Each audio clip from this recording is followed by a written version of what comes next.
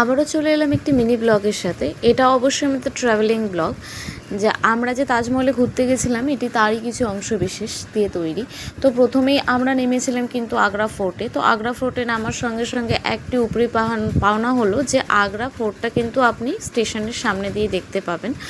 হ্যাঁ, এইটার তো অনেকগুলো দরজা রয়েছে, কিন্তু সবকটা দরজা দিয়ে তো প্রবেশ করা যায় না, এবং এইখানে যে দরজাটা দেখা যাচ্ছে এটা দিয়েও প্রবেশ করা যায় না। এখান থেকে প্রবেশাধিকার নেই সাধারণ মানুষের।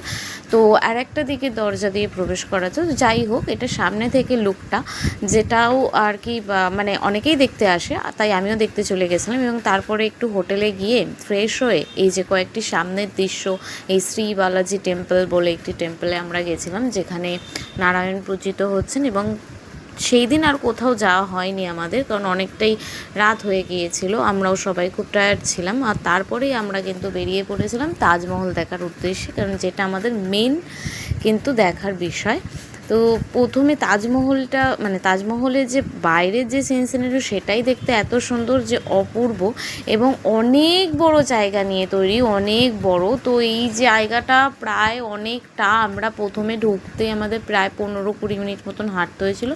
দেন এরকম একটা দরন টাইপের রয়েছে, আর তারপরে দেখুন এই যে আস্তে আস্তে আমাদের সামনে প্রকট হলো তাজমহল, যেটা দেখে কি বলবো, অনবদ্য এক কথায় মানে কিছু বলার নেই আমার। যেটা পৃথিবীর অষ্টম আশ্চর্যের মধ্যে পড়ে, সেটা নিয়ে তো আর কোনো কিছু বলার অপেক্ষা রাখে না।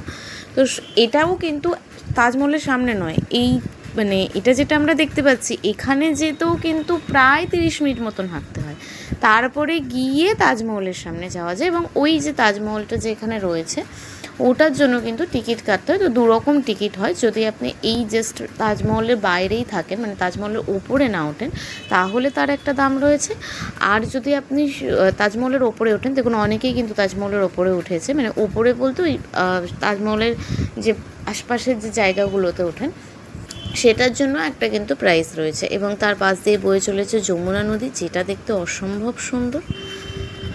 আর এখানে আমরা ছোট ছোট কয়েকটি ক্লিপ নিয়ে নিচ্ছিলাম, কারণ তাজমহলের সঙ্গে সঙ্গে যে জিনিসগুলো রয়েছে সেগুলোও দেখতে খুব সুন্দর। আর এই আর একটা জিনিস আমার চোখে পড়লো, যেটা কিন্তু দেখতে পাচ্ছিলাম যে তাজমহলের পাশে একটি শিব মন্দির, যেটা কথিত রয়েছে যে আমাদের যে আকবরের পত্নী ছিলেন যোধা বেগম, তিনি কিন্তু এই শিব মন্দিরে প্রতিনিয়ত জল দিতেন, এবং তার জন্য এই শিব মন্দিরটা বানানো হয়েছিল। তো সেটাও দেখার জন্য কিন্তু আমি চলে এসেছিলাম। এটা অনেকেই দেখতে যাচ্ছিল না, তবে এটাও কিন্তু আমাদের একটা ঐতিহ্যের মধ্যে পড়ে, যে আমাদের দুটো ধর্মের যে মেলবন্ধন, যেটাকে কিন্তু তেনারা সম্মান দিয়েছেন। অবশ্যই সেই জায়গাটাও আমাদের ভিজিট করা অবশ্যই দরকার। এটাও কিন্তু যমুনা নদীর তীরে।